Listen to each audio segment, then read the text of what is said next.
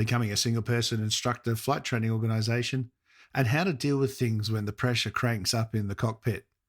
All that and more coming right up. So strap in and let's get into it.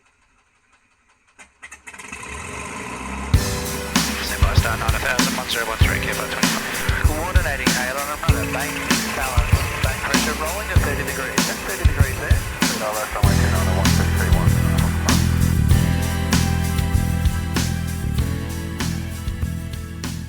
G'day everyone and welcome to episode 75 of the Flight Training Australia podcast. The podcast all about flight training and flying in Australia and beyond. I'm your host, Trent Robinson. Thank you for joining me. Hope you've had a fantastic week, getting heaps of flying in. The wet season is almost finished, but I tell you what, it's hanging on tight. We've been having some great storms the last few days, not necessarily quite hitting Darwin, but definitely just to the south, not hitting my house. But a couple have, and I know looking at photos from this time last year, it was almost all clearing up and the dry season kicking in. The cyclone off the West Australian coast has definitely just re-energized things a little bit. So I guess another week or two, could be another tropical low sitting off the north coast of Australia in about 2 weeks' time, if you have a look at some of the predictions. So who knows? Might be in for a little bit longer. Certainly enjoying the thunder and lightning, although pretty much ready for all the heat and humidity to go away and get into that dry season, beautiful weather. All right. Well, look, I'll tell you what, it's been a very interesting week with an email coming out earlier in the week announcing new Streamlined applications to be able to conduct flight training for instructors. And for those of you who don't really know what's going on, this took me by surprise. I knew it was being talked about, but I had no idea it was this far down the line. And what it's going to allow instructors to do is basically be their own flight school as an individual. So no other staff, just themselves. And they will be able to teach the training endorsements that they hold. So what does this mean for everybody? Well, let's just have a look at what's going on and have a bit of a talk about it. So CASA announced that the initiative is part of a general aviation work plan to essentially make it easier for flight instructors that want to operate independently and obtain a Part 141 flight training approval. So what that means is, up until before this came out, instructors could do certain things as themselves, much like I do now. So a lot of the checks and training flights, IPC preparation, that sort of stuff, all competency, proficiency flying, can be done as an instructor. You don't need a flying school to do that sort of thing. It also allows things like design features and flight activity training. So aerobatics, formation, tail wheel, all that sort of stuff. That can all be done as an individual. You don't need to be a flying school in the traditional sense.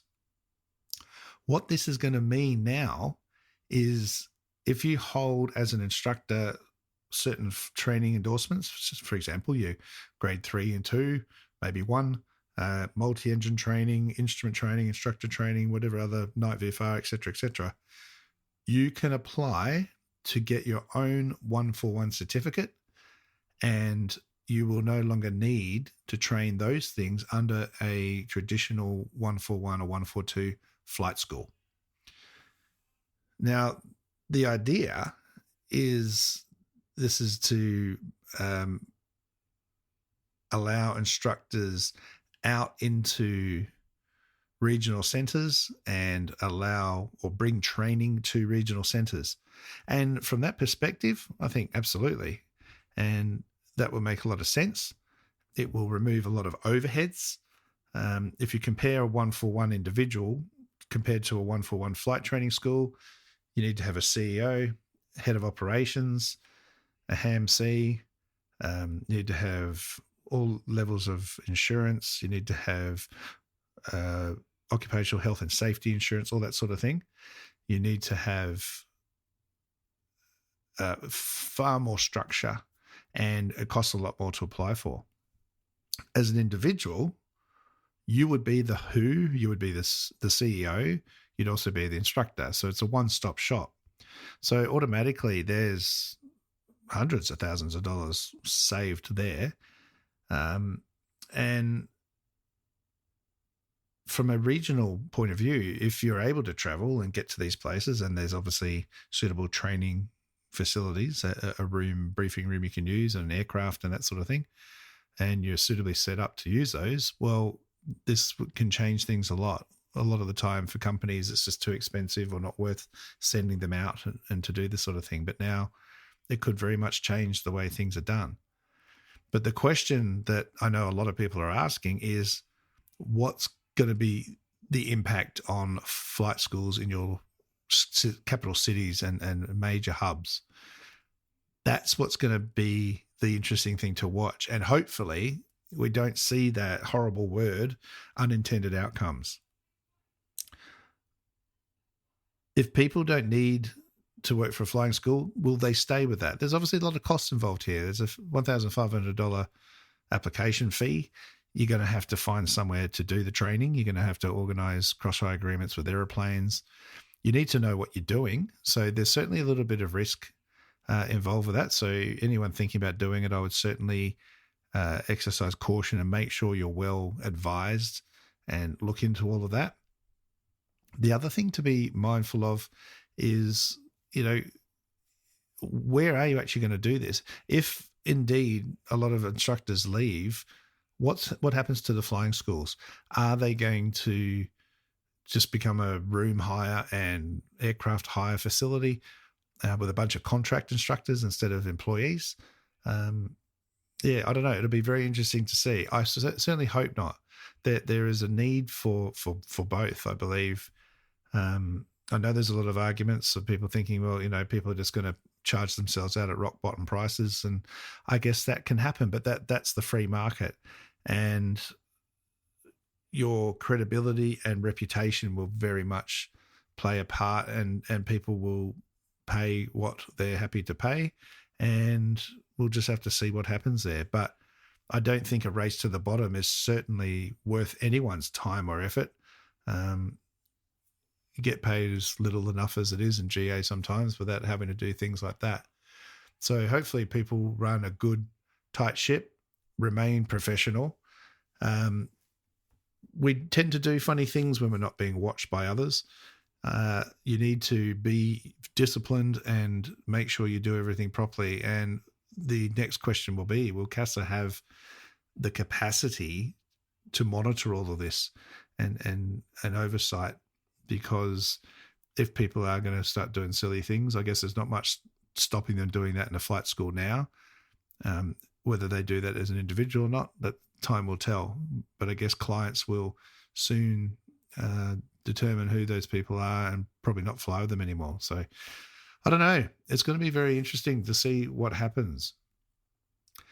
In a nutshell, if you are an instructor and you want to know more about this, then you can have a look at the CASA website. I'll, of course, put the link in the episode description where you can have a look at all this. But essentially what you need to do is download a copy of the guide, which will lead you through how to complete the sample operations manual. You download the sample operations manual, and that's all there ready to edit. And you can make modifications to that as appropriate, insert your own company name and all that sort of thing. Once you've made your changes, you need to generate the syllabus. Now, it says that you need to use the sample syllabi. Now, or syllabuses, it says. I don't know if that's right. Anyway, the sample syllabuses, if you click on the link and have a look, they're not all there. So I'm not quite sure how this is going to work. They are saying that the rest will be, well, there's updates coming. I can only assume that means the rest are coming before the end of April. So the sample syllabi are there. Some of them are a little bit clunky and messy. So I'm hoping that some modifications and changes can be done. The concept here is they're trying to make this a streamlined application. So here's the ops manual, here's the syllabus. Basically put your name all over it and delete the bits that aren't relevant and send it to us. And that's part of the low cost structure. What will be interesting to see is, whether people start really changing things. Are they going to charge us more? I don't know. We're just going to have to look at that. So once you've done the ops manual and the syllabus, complete the form, pay your money. There's an application form there. Send it in, and we'll see what happens. We'll see how long this takes to approve. We'll see how many people actually do it, and then I guess whether there is indeed any fallout from it. I certainly hope not. That's the last thing that I would want to see happen, but it will make life easier for some and possibly more difficult for others. So yeah, let's see what happens, and hopefully it all works out well. All right. Now, I received an email during the week from Brad, and he wrote to me and just said, I just wanted to share my experience with you, and if you could possibly help with task saturation for single pilot IFR. So he goes on to say that he recently just conducted 11 days straight of training back to back, including night flying and a test. Weather conditions are great. I flew my favorite aircraft, and we're heading in for ILS and VOR approaches. Tolerances were great, really happy with how things are going, and really focused, ready for the next approaches coming up. As we entered the control area, I went to ident the ILS, which had a poor signal, and then reconfirmed the VOR for the next approach, and everything was all good. I then got vectored around a bit for the approach, and I thought, let's get ahead of the aeroplane and confirm the ILS is all ready to go. Just as I confirmed the ident, the tower gave me a new heading and altitude. I quickly took these instructions and continued to intercept the VOR on the CDI. At this point, I could feel the tunnel visioning happening on making the perfect approach. Tower came on and asked me what approach I was shooting first. I looked at my plate and confirmed the VOR. And then my friendly examiner asked, should the G5 show localizer on the screen? And I anxiously confirmed yes.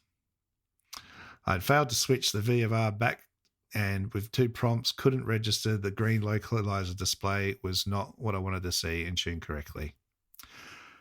So who listening has had a similar experience to that? I wrote back to Brad and thanked him for the email and just said, look, reading that, I just started cringing because I could almost see exactly where this was going. And it is not uncommon. Distractions in the cockpit is going to get us all the time. So what are some ways for task saturation we can deal with that task saturation and try and avoid ending up in this terrible position that poor Brad got himself into as well? And good old prior preparation prevents poor performance is definitely one of them. But again, we can prepare beautifully. It doesn't stop making mistakes in the cockpit. And by the sounds of it, Brad was really well prepared. So part of the problem here is if you've done any or seen any airline style training and that sort of thing, if you're doing checklists and you get interrupted, you go back to the beginning. The reason being is it might be a very simple process, but sometimes you can get lost to where you are. You start running out of time, and the time pressure is what gets you and forces you into a situation. In this case, the tower started getting involved in the flight more. The vectors started. He was getting closer to the final approach, and that's where he ran out of time to do his things. So having a checklist to come back to is also really critical. I find people in IFR flying tend to try and do everything out of their head. Now, we use checklists in all other phases of flight, so why not create a checklist for you setting up your approach? Hopefully you can visualize this, but if you've got instrument approach plate, you might have them on your iPad, you might have them in paper. You can have a paper checklist. You can have some notes written on your chart itself. I've discussed that earlier, and I've got a YouTube video on how to do that. But if you write yourself a little checklist that you tune, identify the frequency, you tune or set the CDI needle to the correct source, you've got the correct approach plate, you've briefed it for the weather, for circling approach or landing, or the missed approach because it's training, whatever you're doing there. This is all going to help you. So if you get interrupted, you come back to it. And I'd even go as far as making the checklist specific to that particular approach you're doing. I used to have, when I did mine in Perth, I had the 2-1 ILS approach, and I had the frequencies, the idents, how to set that particular CDI. We didn't have G5s and glass stuff back then, so that was set to Nav1. I had the standby VOR set to Nav2 for lead radials and that sort of thing, and it was all specific to that approach. Obviously, as the pressure disappears, you start doing your approaches more often. You're not going to need something so descriptive.